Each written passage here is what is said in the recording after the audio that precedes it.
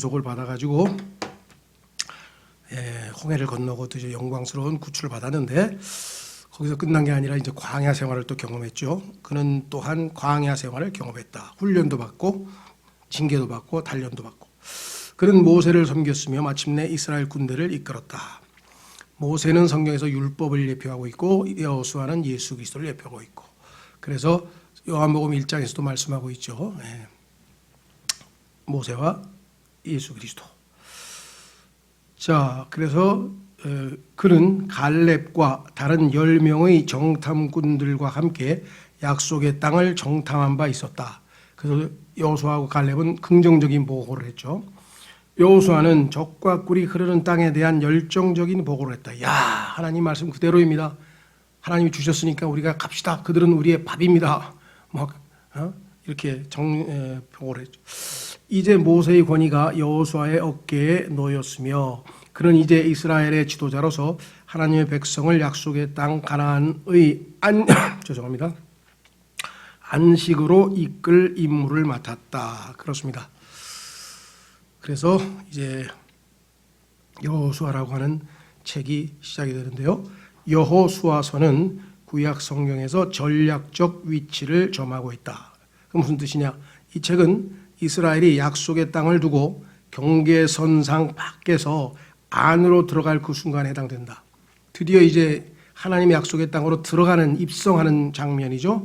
위치적으로 보자면 사도행전에 해당되고 영적으로 보자면 에베소서에 해당된다. 왜냐하면 에베소서는 우리가 하늘에 있는 하나님의 복을 받았죠. 하늘에 있는 천상에 있는 모든 복으로 영적인 복을 받아 누리는 장면이니까 에베소서고요. 그 다음에 위치적으로 보자면 이제 사복음서가 끝나고 복음이 전파되는 거잖아요. 본격적으로 사도들이 일하는 장면이니까. 신명기에서 이스라엘은 약속의 땅을 바라본다. 반면 여호수아에서 이스라엘은 이 땅을 점령한다. 신명기에서는 모세가 이스라엘 앞에 믿음의 환상을 제시하는 반면 여호수아에서는 이스라엘이 믿음의 모험으로 인도받는다. 단계별로 하나님께서 왜 신명기 다음에 여호수아가 나와야 되는지 충분히 잘 이해하실 수 있겠죠. 출애굽기 사건은 아마 BC 1440년쯤 일어났었을 것이다. 툰모세 1세의 딸 합세수시, 이건 이제 이집트의 그 왕 이름입니다. 그 다음에 공주 이름, 모세를 입양한 공주였을 것이다. 그러니까 역사적인 실제 사건과 성경의 인물들하고 매치를 해보니까 이때쯤에 이 사람이었을 것이다. 이 여인은 갓난 아이들을 나일강에 던져 죽이라는 파라오의 칙령을 거스릴 정도로 강력한 여걸이었을 것이다. 왕이 던져 죽이라 했는데 건져내서 자기가 살려가지고 이 유모를 찾아서 자기 양아들로 삼았으니까. 툰모세 3세는 이집트의 영향력을 유프라테스 영역까지 넓힌 위대한 제국의 창설자로 이스라엘 백성을 탄압했다. 그때 헷 족속과 아모리 족속은 타격을 받았을 것이고 뒤이은 여호수아의 가나안 정복은 인간적 관점에서 보자면 그 덕분에 더 용이했을 것이다. 그러니까 이집트의 큰 제국 앞에서 가나안 족속들이 좀 군사력이 약화된 그런 상황에 드디어 여호수아가 입성을 하니까 그 덕분을 덕을 좀 봤을 것이다. 이게 이제 역사적인 배경이니까 그냥 참조를 하세요. 자, 여호수아의 분석. 첫째, 땅의 소유권을 주장함. 자, 그 다음에 두 번째는 땅을 정복함. 6장에서 11장. 세 번째는 땅을 식민지화시킴. 여기서 식민지화한다는 얘기는 차지한다는 뜻이에요. 그래서 하나님께서 정해주신 그 유업을 제비를 뽑아서 쫙 나눠 갔습니다. 그죠? 그 땅을 12지파로 딱 분배를 해가지고 누구는 어디 지역으로 가고 어디 지역으로 가는데 이거를 다 제비를 뽑아서 갔잖아요. 자, 나의 종 모세는 죽노라라는 제목이요. 모세가 40년간 짊어졌던 그 부담을 홀로 남아지게 되었을 때 여호수아는 아마 상당한 불안감에 압도되었을 것이다. 야, 모세라고 하는 출중한 지도자가 있었는데 갑자기 모세가 죽고 이제 자기가 그 책임을 다 떠안아야 하니 얼마나 부담스러웠겠느냐. 뭐 인간적으로 충분히 이해가 되죠. 이스라엘은 요단 동편에 진을 치고 있었다. 드디어 이제 강을 건널 준비, 도강 작전을 하는 걸 도강 전쟁으로 치면 전쟁이니까 이게 실제로 도강 작전. 거인들로 무장한 요새화된 도시들로 이루어진 가나안이 앞에 놓여 있었다. 이 앞에 놓여 있는 적들이 아주 만만치가 않은 자들이라는 거죠. 일단 거인들로 무장했고, 그 다음에 다 성들을 요새화된 돌로 쌓은 성들이 있었고, 이스라엘 민족은 전쟁에 미숙했고 이미 가나안 정복을 앞두고 비겁함을 보인 바 있었다. 이스라엘은 겁이 많은 민족이어가지고 그 다음에 전쟁에 있을 때도 미숙함도 보이고, 그래서 이게 하나님께서 주시는 그 말씀과 그것을 믿는 믿음으로 지금 전쟁을 하는 거지, 환경적 상황에 보자면 이스라엘이 훨씬 지금 전투력이 있죠. 군사력이 약한 거죠. 게임이 안 되는 거죠. 여호수아 1장은 하나님께서 주권적 은혜로 어떻게 여호수아를 개인적으로 격려하셨는지를 보여준다. 여호와의 군대대장으로 오셔서 천사를 통해서 막 얘기를 하셨죠. 주께서는 여호수아에게 신성한 임재를 의미하는 기록된 말씀에 관심을 집중하고 그 신성한 약속의 확실성을 주목하도록 하였다. 여호수아는 용기를 얻고 힘을 얻어 그 약속의 말씀을 믿었다. 그래서 여호수아는 이제 말씀으로 믿었습니다. 그러니까 믿음으로 담대하게 이제 행동을 계시하는 거죠. 자, 두 번째 우리에게 주목해야 될 사람은 라합입니다. 장녀 라합. 두 정탐꾼이 여리고 안으로 들어보내어졌다. 여리고는 가나안 정복이 성공하려면 제일 먼저 무너뜨려야 할 가나안 최고의 요새였다. 여기가 안 무너지면 가나안으로 입성을 못하게 돼 있어요. 그래서 이 여리고성은 우리도 그렇죠. 아주 그냥 정복하기 힘든 어려운 것들을 우리가 그 여리고성이야 여리고성, 그만큼 강한 것이었죠. 이스라엘은 다시 한번 그 유업을 소유할 때 치르게 될 대가를 계산해 보아야만 한다. 두 정탐꾼은 창녀의 집에서 쉼터를 발견하였고 여리고는 이미 그들의 것이나 다름없음을 알게 되었다. 어떻게 알았습니까? 갔더니 소문이 지금 쫙 퍼져가지고 이스라엘 하나님이 지금 그 요단 동쪽에 있는 바산한 왕 오그로부터 시작해가지고 그냥 전부 다 이스라엘이 정말 승승장구하고, 지금 이스라엘은 뒤에서 그 도와주시는 하나님이 어마어마하신 분이시다. 그래서 우리도 지금 곧 당한다 이제. 그래가지고 지금 사기가 떨어져가지고 마음이 녹아내릴 정도로 돼가지고 다 쭉 쳐져 있는 모습을 보니까 아이고 이거 하나님이 도와주시는구나 하고 담대함을 얻었겠죠. 자, 그 다음에 하나님에 대한 두려움이 그 백성 위에 임했고, 하나님을 두려워하면 더 이상 어쩔 수 없죠. 여러분들 기억나시죠? 앞부분에서도 성경에서도 그 누굽니까? 라반이, 외삼촌이 자기 그 사위 야곱을 죽이기 위해서 그냥 칵 뒤쫓아오잖아요. 막 뒤쫓아와가지고서는 그 몇 명 안 되는 그냥 군대로 치면 그냥 다 죽을 판인데, 꿈에 하나님이 나타나서 또 야곱에 대해서 일철 좋은 것 나쁜 것 말하지 말라. 그냥 하나님에 대한 두려움 때문에 꼼짝 못하고 결국은 야곱을 보내줬잖아요. 이 사람들도 지금 소문을 듣고 지금 하나님에 대한 두려움이 가득 차서 두려워하고 있어요. 그 다음에 라합 자신도 이미 이스라엘의 하나님에 대한 절반의 신자가 되어 있었다. 이 하나님을 지금 두려워하고 있죠. 라합은 정탐꾼에 대한 그녀의 친절과 하나님에 대한 믿음으로 여리고 정복 시 살아남게 된다. 후일 그녀는 유다 가문으로 시집가 하나님의 은혜로 다윗과 그리스도의 선조가 되었다.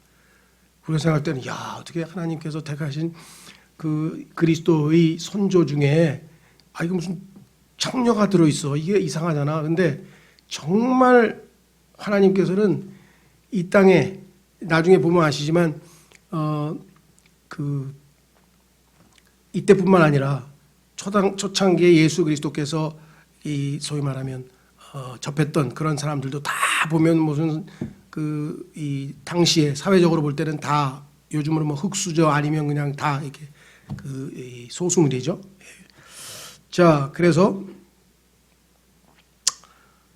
이 내용이 뒤에 보면 이제 그 룻기라는 책에서 나오죠. 믿음으로 요단을 건넌 이스라엘은 약속의 땅에서의 첫 번째 승리를 향해 행진한다. 요단강은 죽음을 상징한다.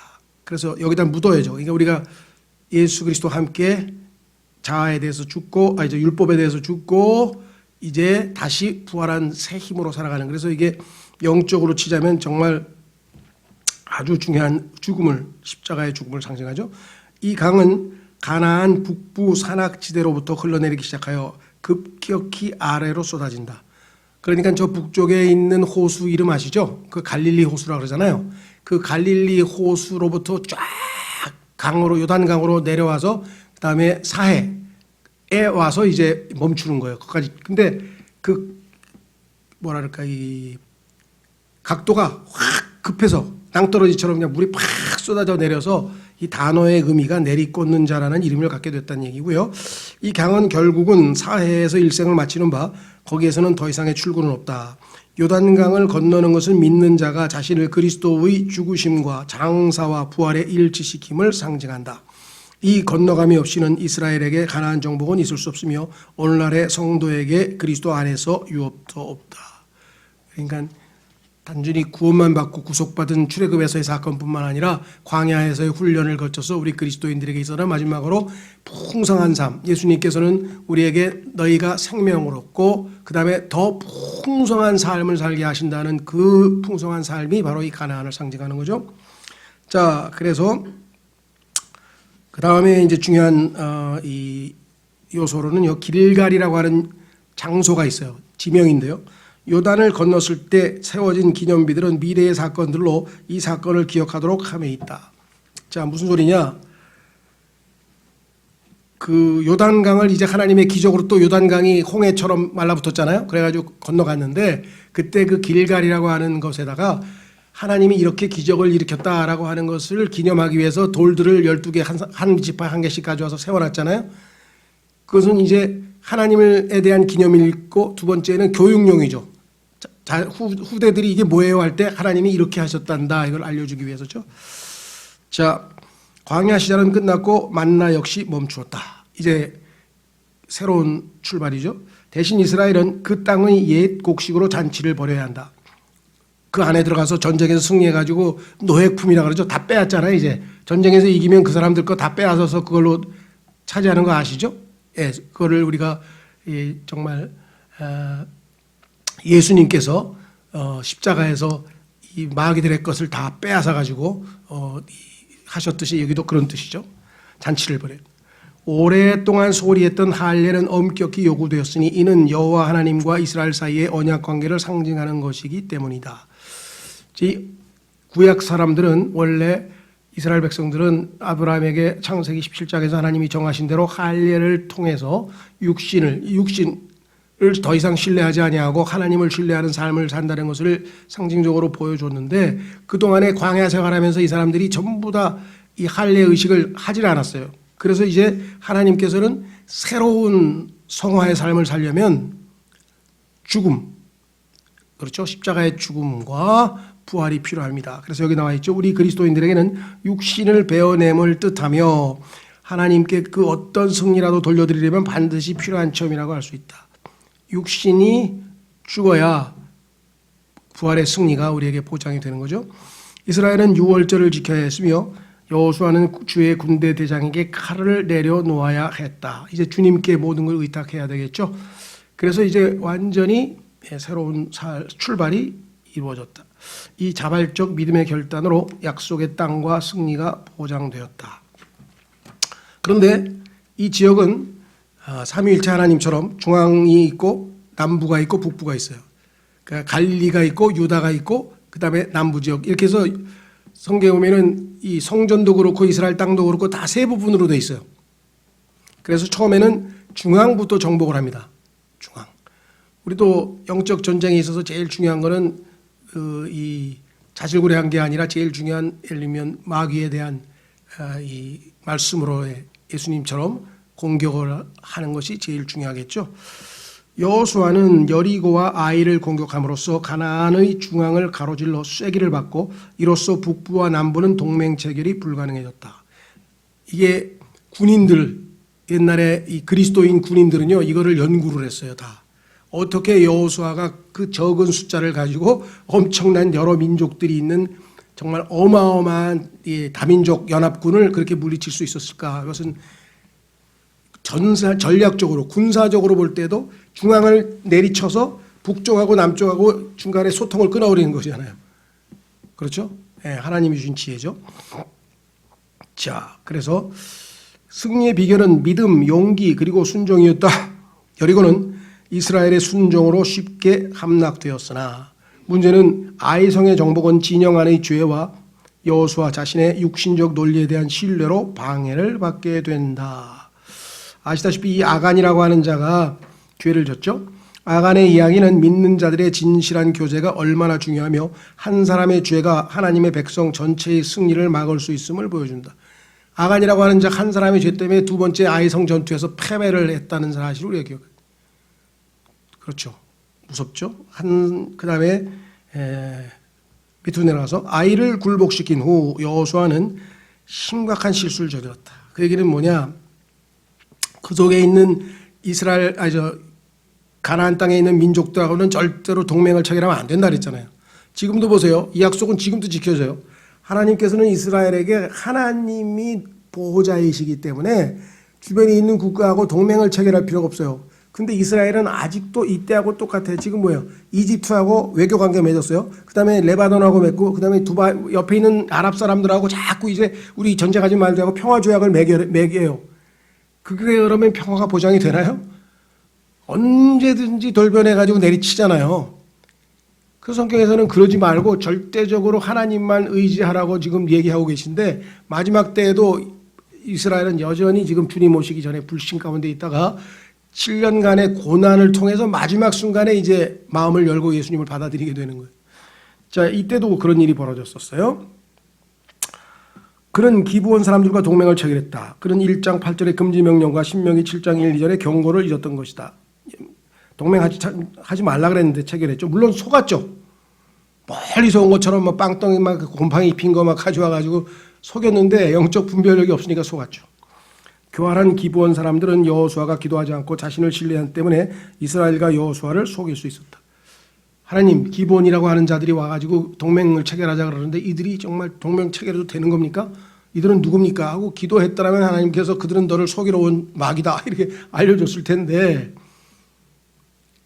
자기가 생각할 때는 멀리서 온 애들이야? 그러면 이 동네 저 애가 아니네. 좋아. 왜? 와가지고 막 절하고 막 그 조공 갖다 바치고 막 한다는데 나쁠 게 뭐가 있어요. 영적 생활에서도 지금 잘못하면은 막 주변에서 이렇게 막 붕붕 떠가지고 막 뭐가 되는 것처럼 이렇게 하다 보면 어느 순간에 무너집니다. 남부 정복, 남쪽 지역. 기브온과 동맹을 맺고 이스라엘이 길갈로 돌아온 즉시 새로 동맹 맺은 자들로부터 긴급한 구조 요청이 도래했다. 예루살렘 왕 아도니 세덱이 이끄는 강력한 남부 동맹군이 기브온을 공격해 온 것이다. 자, 기브온이라고 하는 족속이 배반하고 자기들을 배반하고 여호수아한테 가서 항복을 해버렸잖아요. 그러니까 거기 있는 사람들이 이놈 봐라 배만했어 그래가지고 지금 보복 공격을 한 거죠. 그래서 어떻게 했냐 여호수아와 근데 이제 여호수아는 동맹을 체결했으니까 어떻게 해요? 도와줘야지. 지금 보세요. 우리나라가 만약에 북한이 우리나라를 공격했다. 그럼 우리는 한미동맹에 의해서 미국이 이제 참여해서 도와줘야 돼요. 반대로 우리가 북한을 공격했다. 그럼 중국이 북한을 도와서 또 침투를 하게 돼 있어요. 이게 전쟁이 일어나기 힘들어요. 둘이끼리 싸우는 게 아니라 지금 뒤에 동맹군이 있다 보니까. 이스라엘이 지금 기브온하고 우리하고 동맹 체결했는데 위태롭다. 도와주자.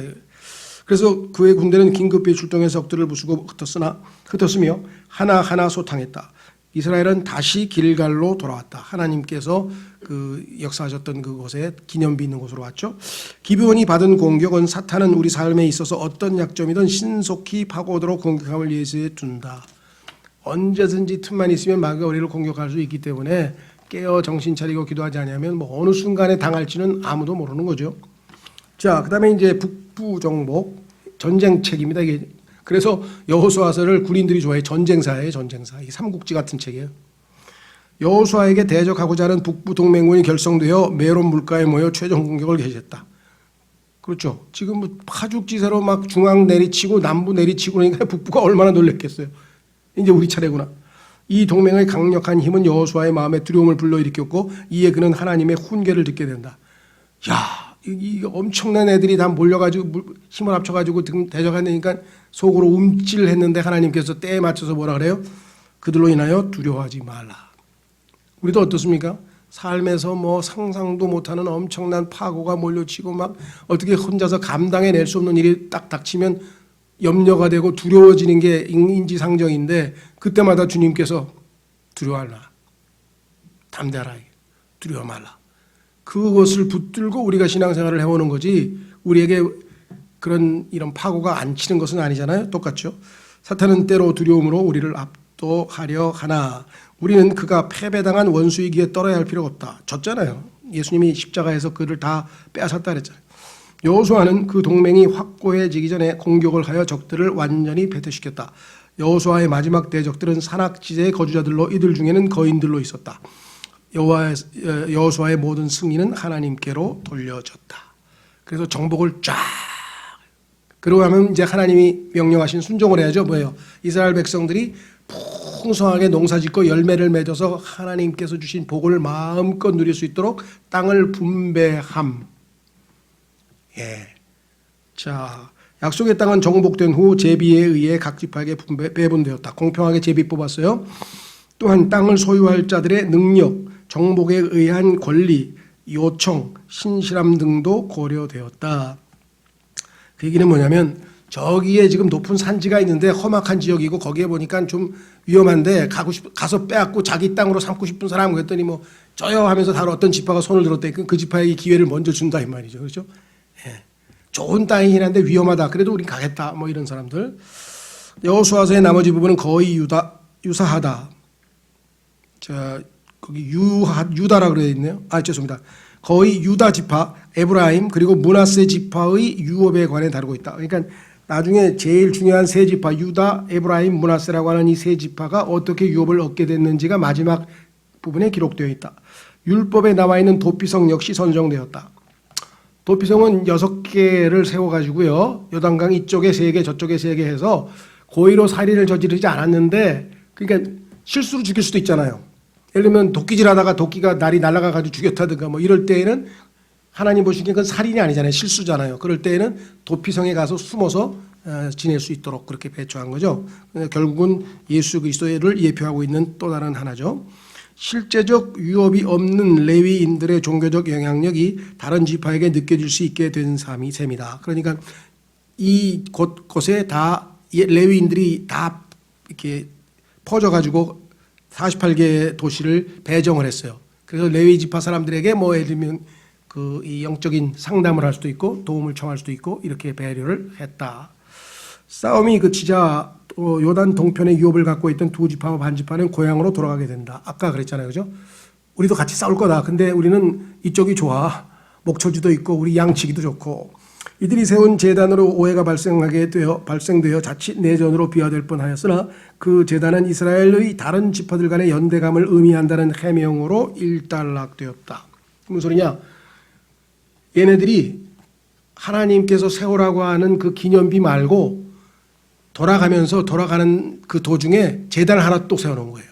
그러면 하나님의 이름을 두고 하나님께 예배드릴 장소가 실로라고 딱 정해져 있는데 거기 말고 딴 곳에다 또 제단 하나 더 차려서 거기서 예배를 드리겠다는 뜻으로 해석을 한 거예요.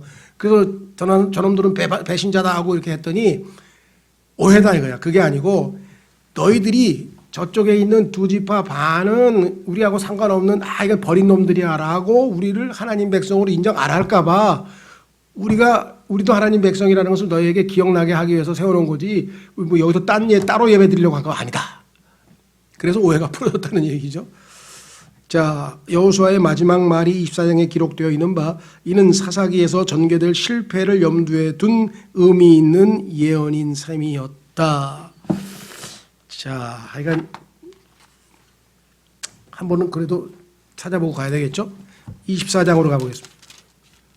여호수아 24장에 가면은 여호수아의 마지막 발언에 아주 유명한 말씀이 있죠. 그 얘기는 뭐냐면 불안한 거예요, 여호수아. 왜? 광야에서 보니까 이스라엘 백성들이 하도 쉽게 하나님을 반역을 하잖아요. 그러니까 지금 승승장구해서 지금 뭔가 풀리니까 잘 섬기고 있는 것 같은데 이 사람들의 기질에는 또 뭔가 불안하게 죄를 지을 만한 또 뭐가 있잖아요. 그러니까 할 수 없이 뭐라고 했어요? 유언 비슷하게 얘기를 했죠. 여호수아 24장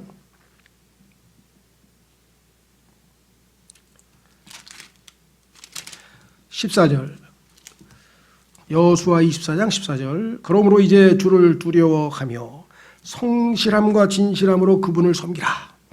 너희 조상들이 강 저편과 강 저편은 저쪽 아브라함의 고향 쪽이죠. 강 저편과 이집트에서 섬기던 다른 신들을 제거하고, 너희 예전에 너희 조상들도 아브라함은 갈대아 우르에서 우상 숭배했고, 너희 조상들도 이집트에서 다른 신들 섬겼고 다 우상 숭배하던 자들인데 이제 하나님을 믿게 됐으니까 너희는 어떻게 하라고요? 주를 섬기라. 그렇죠?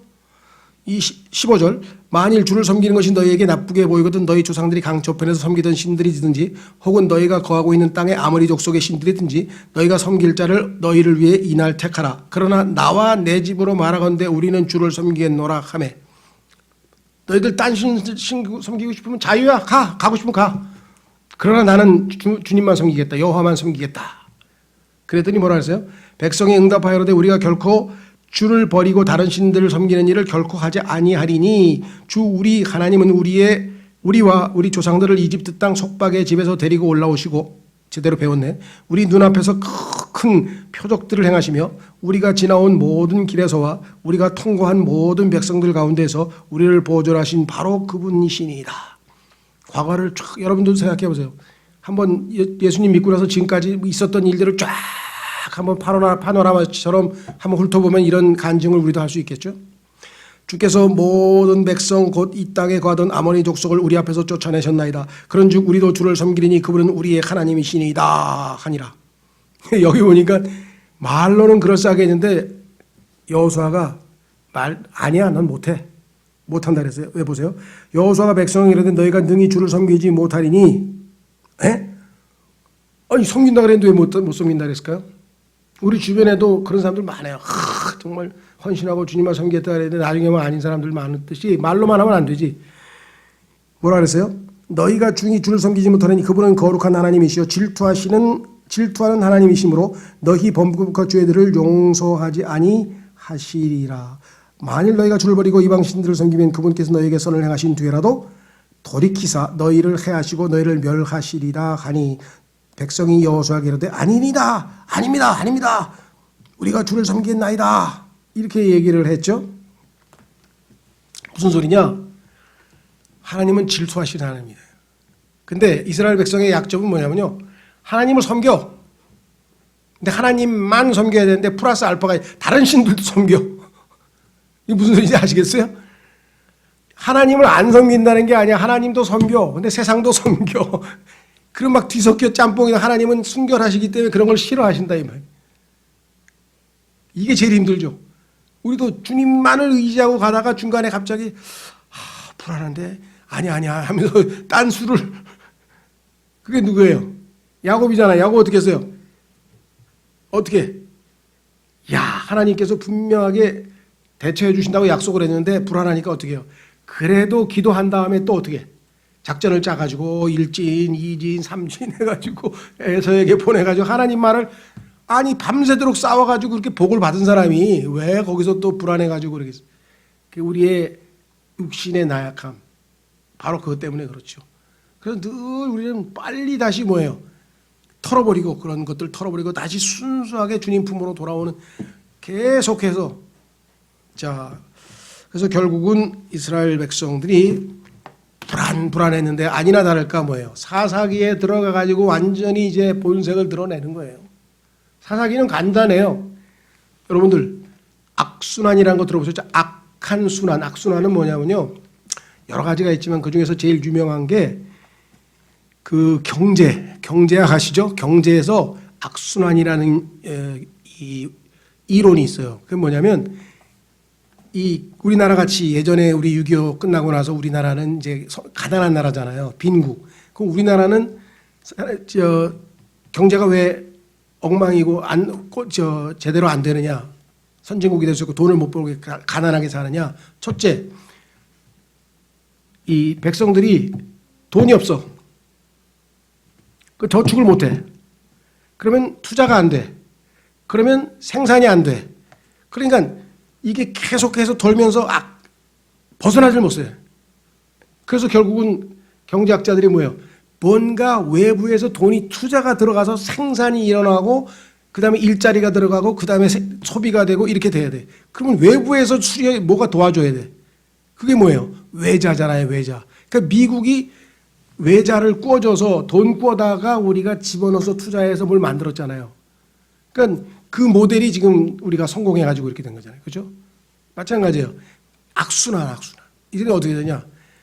자, 처음에 하나님 말씀대로 잘 살아요. 그죠? 복 받고 막 풍년이고 잘 살다가 이제 타락해요. 그냥 막 우상 숭배하고 막 엉망이 돼버려. 그럼 어떻게 하나님께서 이방 민족을 보내. 그래서 전쟁에서 그래가지고 식민지가 돼가지고 남의 나라 밑에서 그냥 고생하고 그다가 뭐예요? 우리가 죄를 지어서 하나님이 우리를 벌 주시는구나.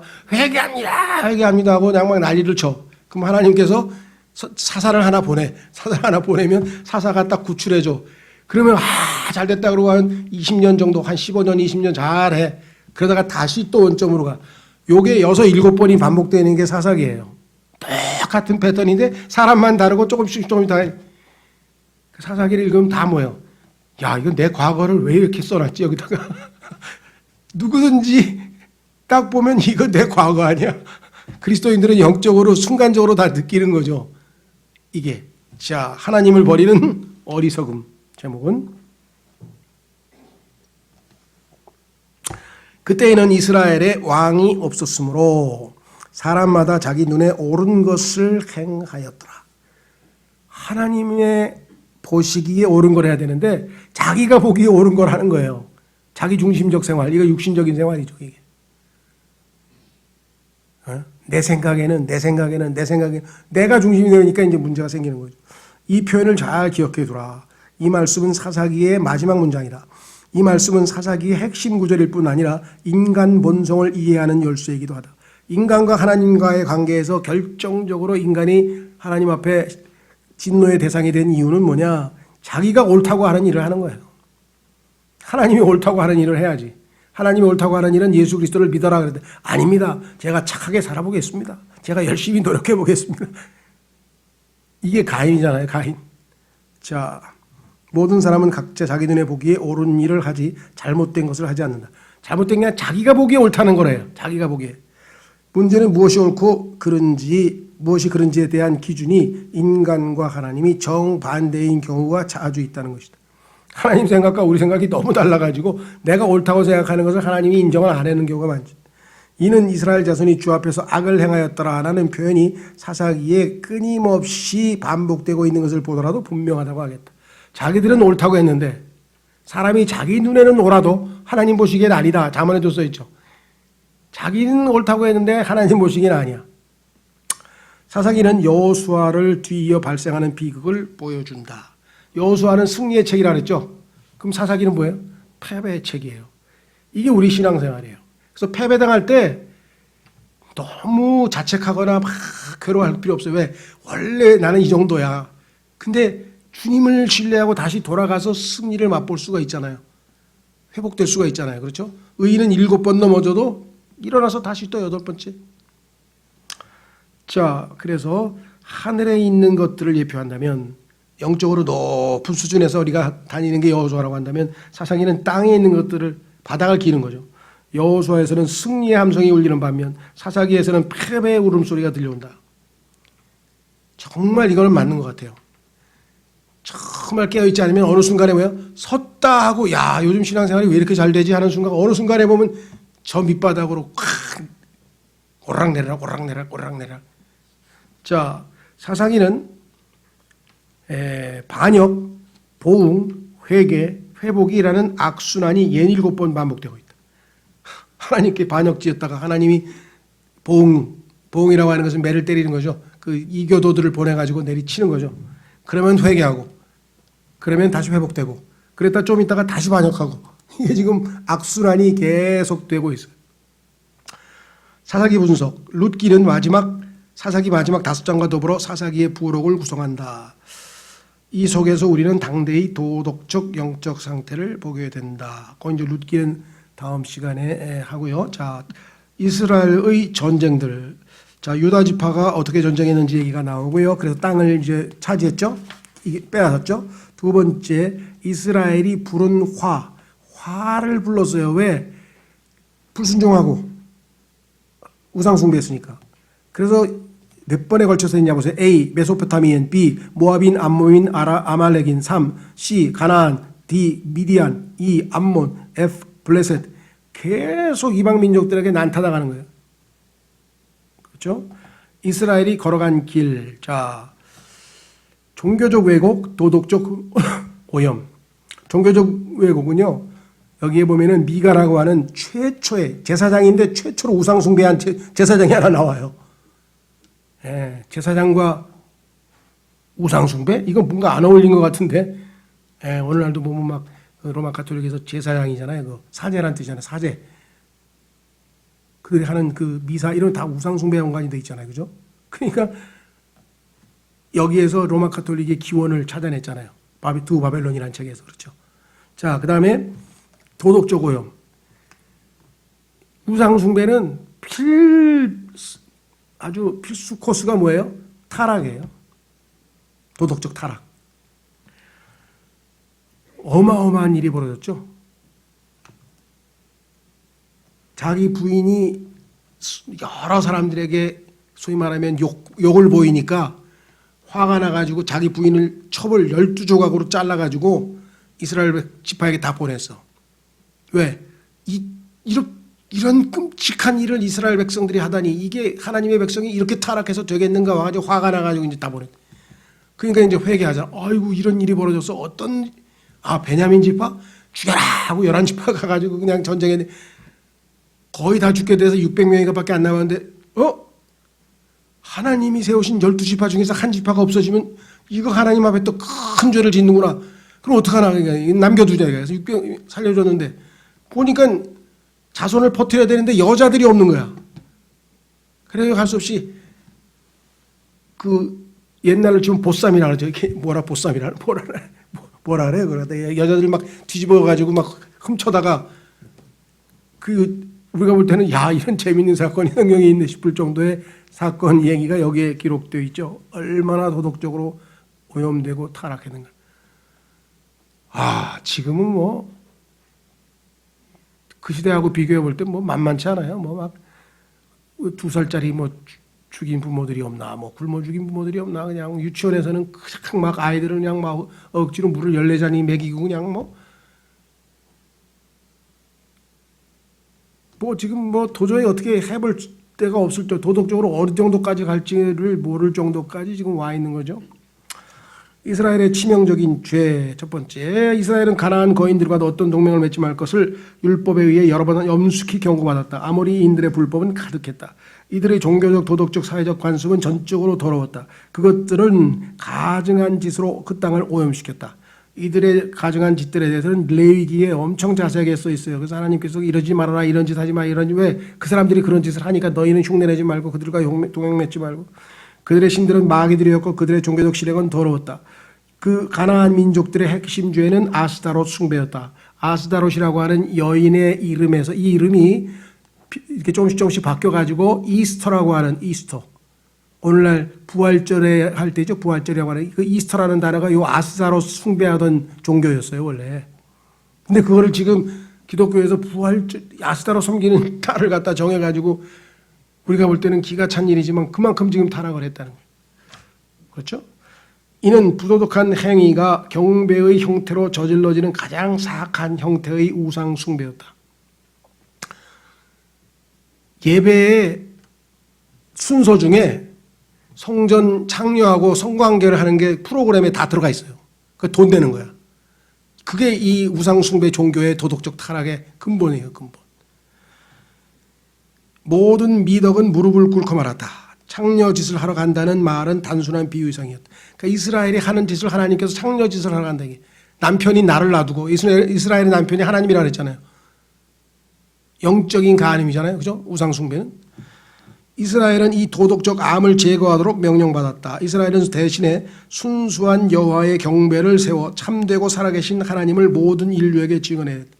모든 우상들은 다 가짜고 진짜 하나님은 여기 진짜 우리 여호와 하나님이셔. 이거를 알리고 증언하라고 지금 세워놓은 민족인데 거꾸로 하나님을 버리고 우상 숭배들을 쫓아가가지고 그 신들하고 지금 간음을 저지르고 있으니까 하나님이 어떡하겠어요. 진노하고 대노하신 거죠.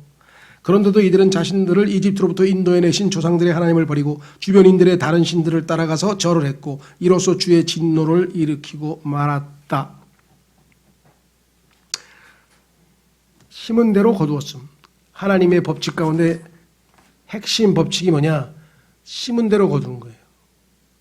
자, 성령에다 심으면 성령의 열매가 나오고 육신에다 심으면 육신의 열매가 나오고 그렇죠? 토마토 심었는데 복숭아 나올 수는 없는 거 아니에요.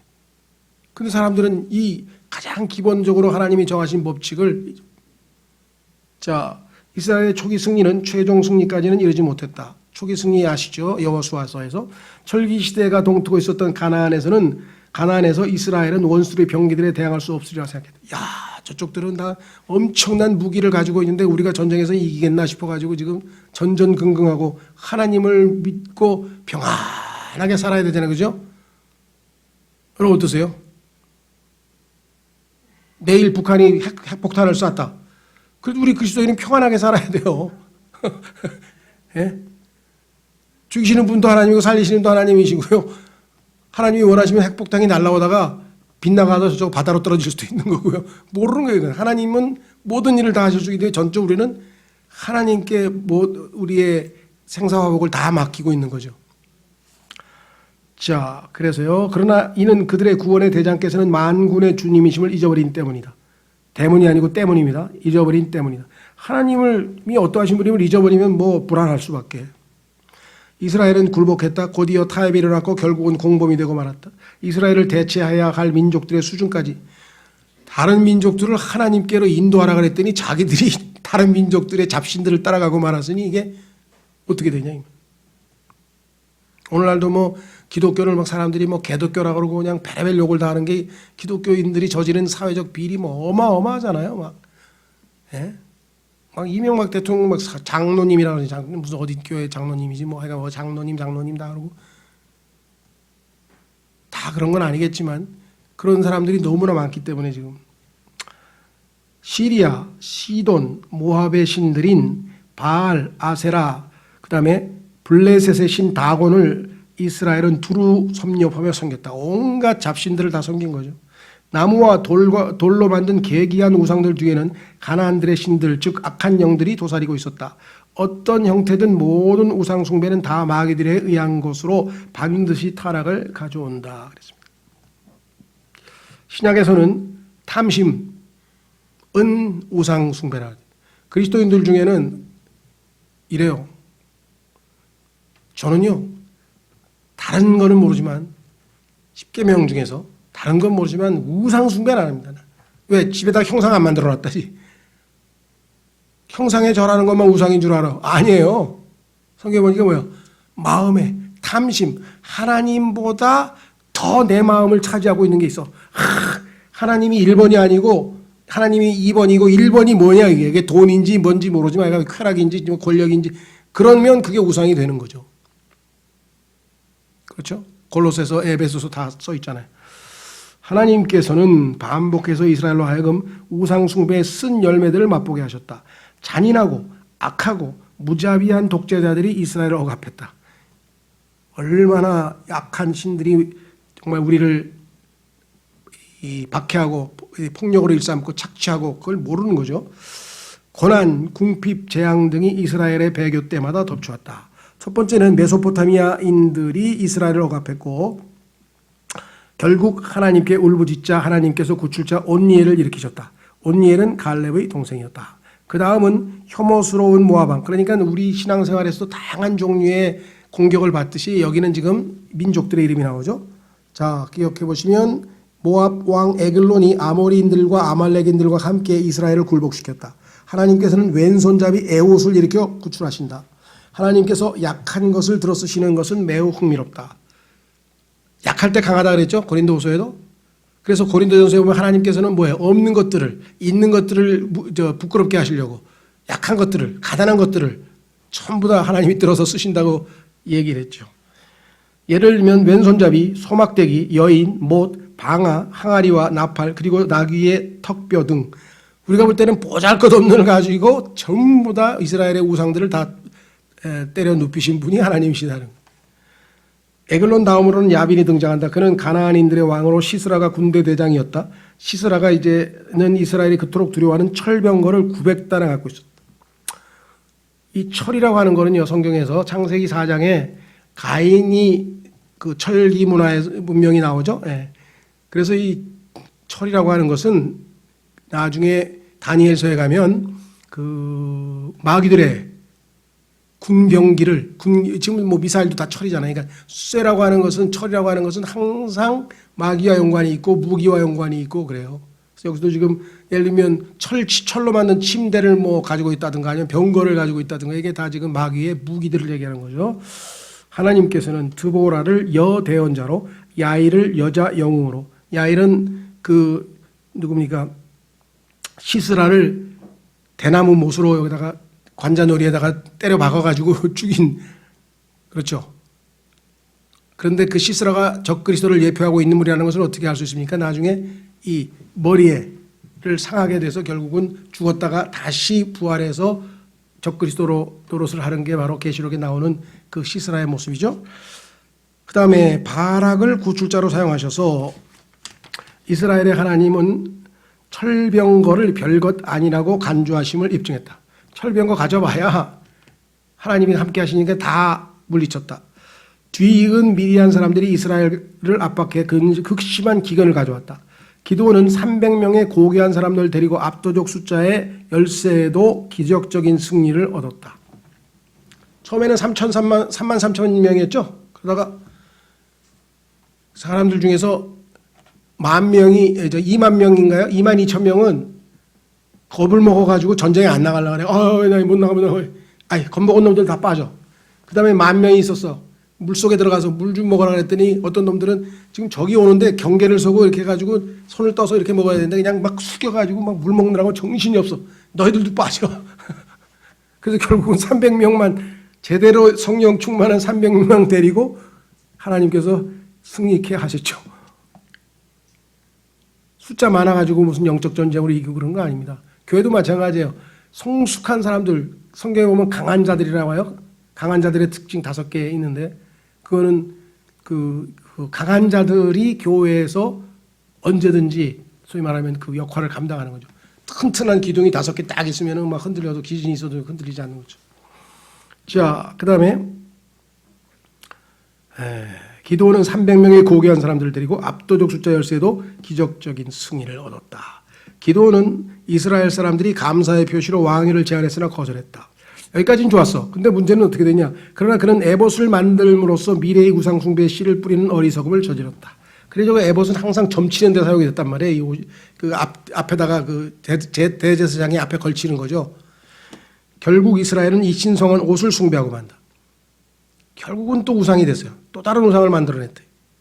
예? 기드온의 아들 아비멜렉은 아버지의 죽음 이후 스스로 왕위에 올랐다.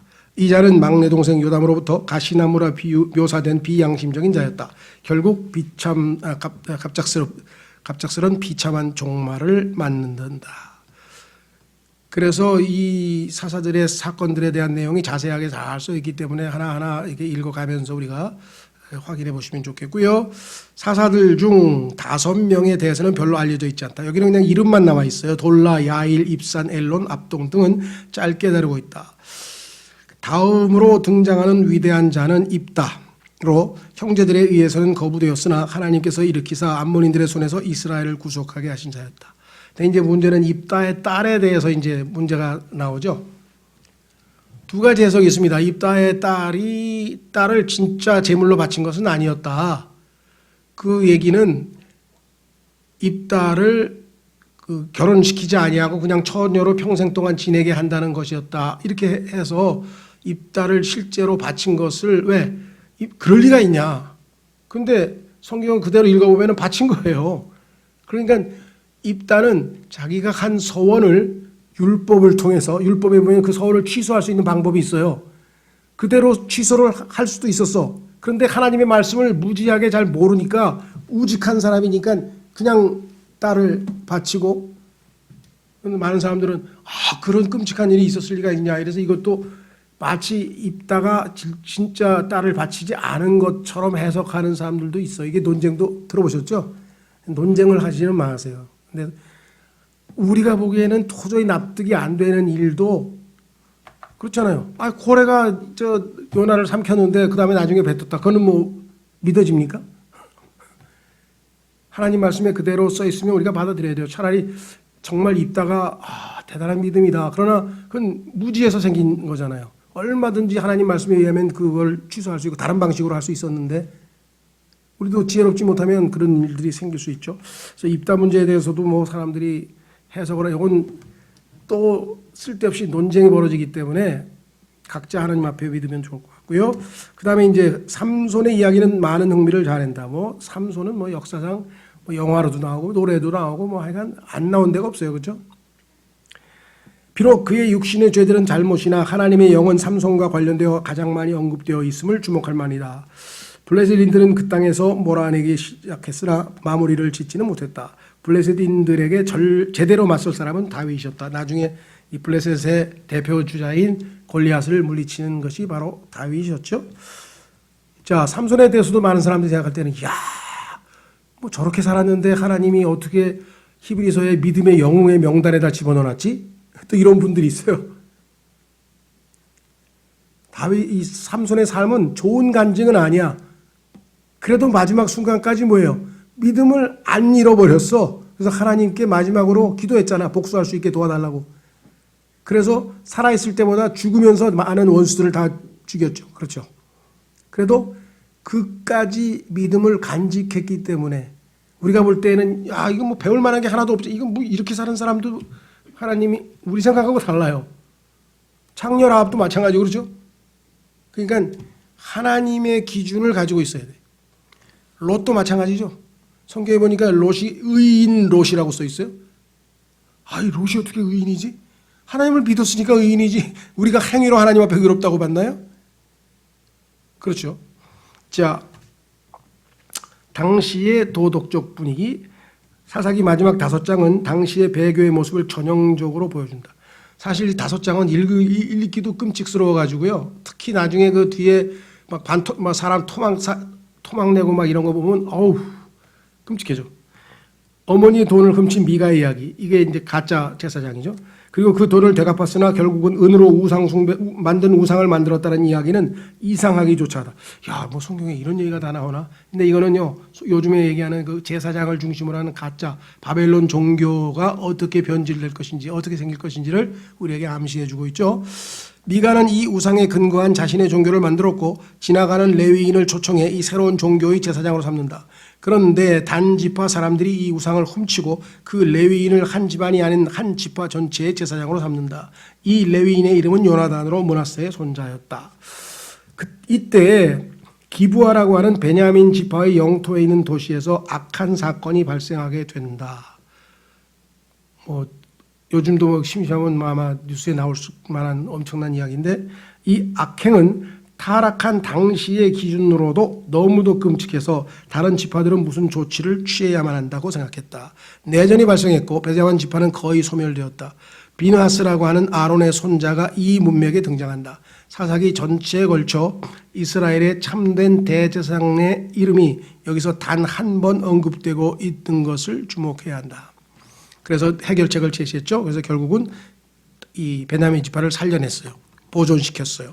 이 시대에 하나님께서는 별 볼 일 없는, 인간적으로 보자면 사람들을 자주 사용하셨다. 온니엘은 동생이었고 에웃은 왼손잡이였으며 바락은 드보라라는 여인의 도움을 받았고 기드온은 등불과 항아리를 들고 전장에 나갔고 삼가는 소막대기를 지녔고 입다는 추망자였으며 삼손은 턱뼈를 사용했다. 그러니까 인간이 모든 것을 갖췄다고 해서 하나님 앞에 쓰임받는 것이 아니라 조건이 좋지 않음에도 불구하고 하나님이 능력으로 함께 하시면 하나님께서 역사하시는 거죠. 그래서 우리는 신앙생활의 역설은 오히려 사도 바울이 그랬잖아요. 내가 약할 때 내 안에 계신 주님은 강하다. 내가 막 의지를 가지고 강하게 뭔가를 해보려고 할 때 주님은 실제로 역사할 수가 없는 거예요. 그래서 오히려 신앙적 열심이 있는 것은 나쁜 건 아니에요. 막 전도도 열심히 하고 막 그냥 열심히 하는 건 나쁜 건 아닌데 잘 봐야 돼. 그 힘이 어디서부터 나오는가. 왜냐면 나중에 가면 얼마 안에 가서 지쳐가지고 해닥해닥 돼. 왜? 자기 힘으로 종교적 열심으로 한 사람들은 오래 가질 않아요. 그렇죠? 네, 그렇다고 해서 하나님이 다 알아서 하실 거야. 그리고 손 놓고 매가리 없이 쫙. 이런 사람 또 아무것도 못해. 이게 인간의 극단적 행동이에요. 하나님은 균형 잡히신 분이에요. 어떻게 해야 되느냐? 제가 말씀드렸죠. 마리아처럼 능동적으로 그 대신 수동적이야. 그래서 이 능동, 수동이 두 개가 되는데 뭐냐? 아무것도 안 하고 손 딱 내려오면은 이건 수동적이 되는 것이고요. 자기가 알아서 다 하겠다고 하면 능동적이 되는데 하나님은 어떤 걸 원하느냐? 내가 다 알아서 해. 네가 네 아들을 어떻게 잉태하냐? 성령으로 말미암아 내가 잉태해. 그 대신 너는 네 몸을 나에게 내어줄 수 있을 만큼의 순종만 보이면 돼. 아유, 사람들이 뭐 처녀가 애기 낳았다 그러면 어떻게 창피해서 안 돼요. 뭐 이러고 저러고 이 얘기 되면 알았어 그러면. 넌 믿음이 없으니까 놔두고 딴 사람 쓰지 뭐. 그렇죠? 그러니까 마리아는 어떻게 해요? 하나님의 말씀을 받아들여서 하나님께 자신을 내어드리는, 이건 능동적이죠. 자기가 순종한 거 아니에요. 그러나 실제적으로 일은 마리아가 한 게 아니지. 하나님이 다 하셨지. 그러니까 인간은 수동적인 태도죠. 그런데 대부분의 신앙생활은 엄청나게 종교적인 열심이 있는 사람인가 하면 반대로 무기력해서 아무것도 안 하는 사람도 있어요. 근데 하나님은 항상 균형 잡히신 분이야. 네가 나를 섬기기를 원하느냐? 네, 제가 생명을 다 바쳐서 목숨을 다 바쳐서 내 모든 재산을 다 바쳐서 하겠습니다. 자, 아프리카 오지에 그냥 인디안이 있는데 보내주십시오. 막 이러고 막 기도하고 막 철회하고 막 해서 실제로 가라 그러면 뒷걸음질하고 빼는 사람들이. 반면에 뭐예요? 하나님, 저는 무기력하고 흠짝에도 소용이 없습니다. 아무것도 못해요. 하나님이 알아서 다 하세요. 또 이런 사람이 있어요. 그럼 하나님께서 네가 네 몸을 산희생물로 줘야 내가 너를 사용하지. 그렇게 무기력하고 나자빠앉아 있으면은 내가 어떻게 너를 쓸 거냐? 이해가 되세요? 예, 참 하나님은 지혜로우신 분이에요. 그래, 너는 능동적으로 넌 아무것도 할 수 없어. 주님, 저는 아무것도 할 수 없습니다. 그러나 주님께 내 몸을 내어드리면 주님은 나를 통해서 무엇이든지 하실 수 있다고 했기 때문에 내가 기쁨으로 순종하겠습니다. 이게 신앙생활이에요. 그렇죠? 예, 그래서 오늘도 우리같이 여기 나와 있어요. 그러나 하나님께서 지혜로운 자들을 당하게 하시려고 등등등등, 이것은 어떤 육체도 자신 앞에서 자랑하지 못하게 하려 하십니다. 그래서 항상 우리는 누구든지 자랑하려면 주를 자랑할지니라. 나의 나 된 것은 하나님의 은혜입니다 라고 바울이 고백했죠. 근데 바울을 통해서 하나님이 얼마나 큰 일을 하셨어요? 근데 그 바울이 뭐예요? 내가 약할 때 하나님이 강하게 역사하셨다. 예, 그래서 정말 이 사사기까지의 이스라엘 역사를 봐도 많은 교훈을 얻을 수가 있습니다. 다음 시간에는 현숙한 여인 룻기, 그 다음에 사무엘 상하, 그 다음에 열왕기 상하, 이렇게 해서 5권의 책을 우리가 공부해 보도록 하겠습니다. 말씀드린 것처럼 너무 깊이 막 자세하게 이게 아니라 그냥 전체 틀만 사사기라는 책, 이런 책, 신명이라는 책, 회상의 책, 경고의 책, 레위기, 경배와 하나님과 동행. 그러니까 그냥 전체적인 틀만 우선 세우는 거니까, 뼈대만 세우는 거예요. 아파트 볼 때 철근만 세우는 그런 작업을 하는 거니까 디테일한 거는 이제 여러분들이 뭐 이제 차근차근 이 성경 우리 교회에 나오는 강해, 그죠? 한 구절 한 구절 했던 그런 강해들을 통해서 더 자세히 공부하시고요. 예, 내일 또 뵈야 되는구나. 명절도 잘 보내셔야 되는데 마치겠습니다.